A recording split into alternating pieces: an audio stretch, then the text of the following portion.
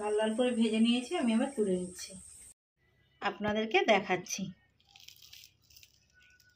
বন্ধুরা সবাই কেমন আছো? সম্পা রান্নাঘরে সবাইকে স্বাগত।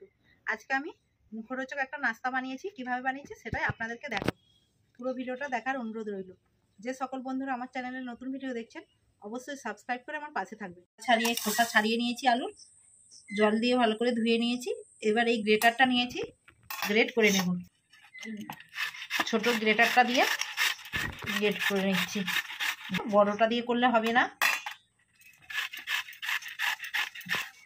এইভাবে সব আলুগুলোকে গ্রেট করে নিচ্ছি। দেখুন বন্ধুরা, ছোট ছোট একবারে একদম সরু সরু হয়েছে।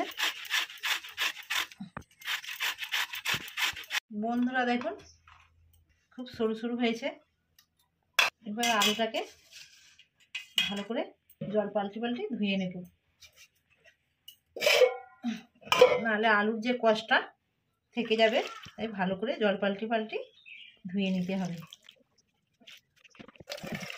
করে জল পাল্টি পাল্টি আলুটাকে আবারও ধুয়ে নিচ্ছি।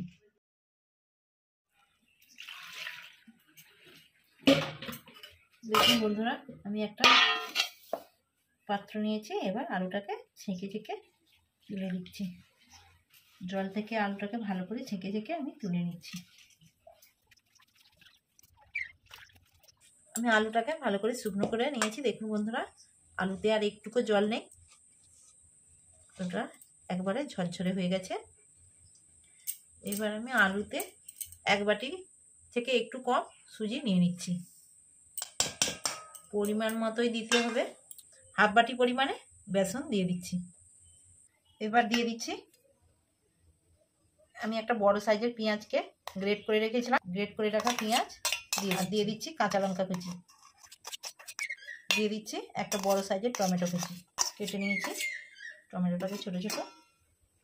হাফ চা চামচ হলুদের গুঁড়ো, ঝালটা আপনারা পরিমাণ বুঝিয়ে দিবেন। আমি হাফ কাঁচা লঙ্কা দিয়েছি, তাই হাফ চা চামচ পরিমাণে লঙ্কার গুঁড়ো দিয়ে দিচ্ছি। সামান্য একটু জিরে গুঁড়ো দিয়ে দিচ্ছি, স্বাদ মতন দিয়ে দিচ্ছি।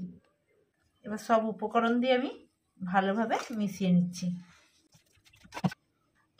যেই বাটিয়ে সুজি মেপে নিয়েছিলাম সেই বাটিরই এক বাটি পরিমাণে আমি জল দিয়ে দিচ্ছি।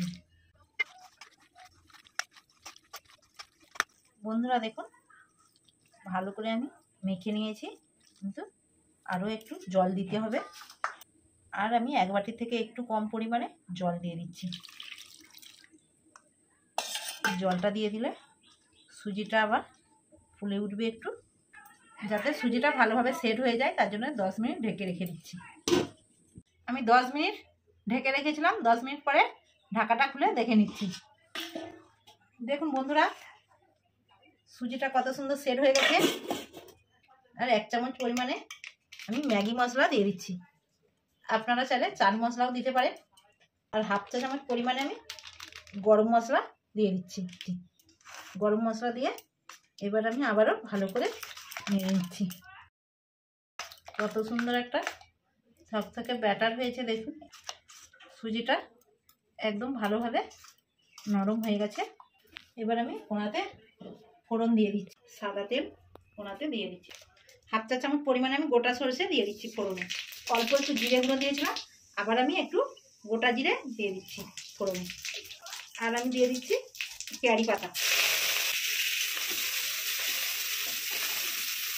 কারি পাতাটা ভালো করে তেলের মধ্যে ভেজে নিয়েছি। এবার আমি এই ব্যাটারটা দিয়ে দিচ্ছি।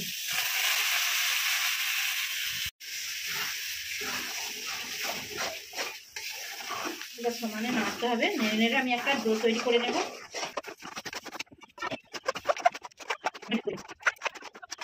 বন্ধুরা আমি একটা থালা নিয়েছি, থালাতে সাদা তেল বুলিয়ে নিচ্ছি। বন্ধুরা দেখুন আমি নেড়ে একটা ডো তৈরি করে নিয়েছি। এবার নামিয়ে নিচ্ছি।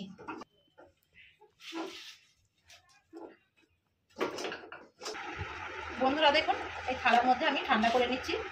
এবং চেপে চেপে আমি ঠান্ডা করে নিচ্ছি। ঠান্ডা হয়ে গেলে আপনাদেরকে দেখাবো।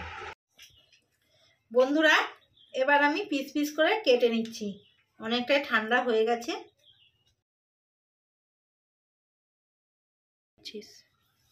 বন্ধুরা দেখুন আমি হাত দিয়ে দিয়ে একটা একটা করে এবার তুলে নিচ্ছি পিসগুলোকে।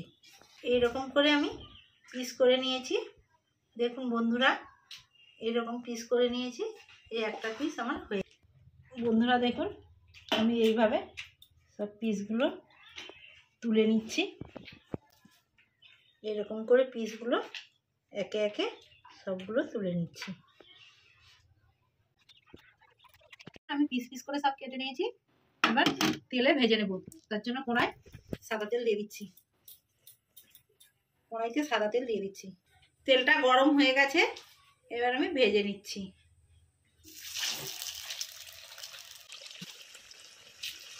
আমি ডুবো তেলে ভেজে নিচ্ছি। আপনারা চাইলে অল্প তেল দিয়েও ভেজে। এবার আমি উল্টিয়ে নিচ্ছি।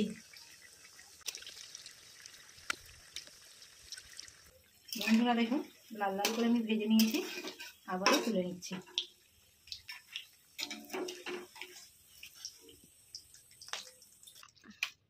দেখুন বন্ধুরা একবারে মজমজ করছে, বাইরেটা মুচমুচে হয়েছে আর ভেতরটা নরম হয়েছে। একটা ভেঙে আপনাদেরকে দেখাচ্ছি। দেখুন বন্ধুরা কত সুন্দর হয়েছে। একবার না বানালে আপনারা বুঝতেই পারবেন না। বন্ধুরা মুখরোচক নাস্তাটা কেমন হয়েছে আপনাদেরকে খেয়ে দেখাচ্ছি। বন্ধুরা খুব সুন্দর হয়েছে আমার এই নাস্তাটা। আপনারাও বাড়িতে একবার হলেও বানাবেন। আমার এই রেসিপিটা না বানালে আপনারা বুঝতেই পারবেন না কেমন হয়েছে। বাচ্চা থেকে বড় বৃষ্টির দিনে সবাই পছন্দ করবে। আর কেমন হয়েছে আপনারা একবার বানিয়ে আমাকে অবশ্যই কমেন্টে জানাবেন। আমার ভিডিও যদি আপনাদের ভালো লেগে থাকে বেশি বেশি করে লাইক, কমেন্ট এবং সাবস্ক্রাইব করে আমার পাশে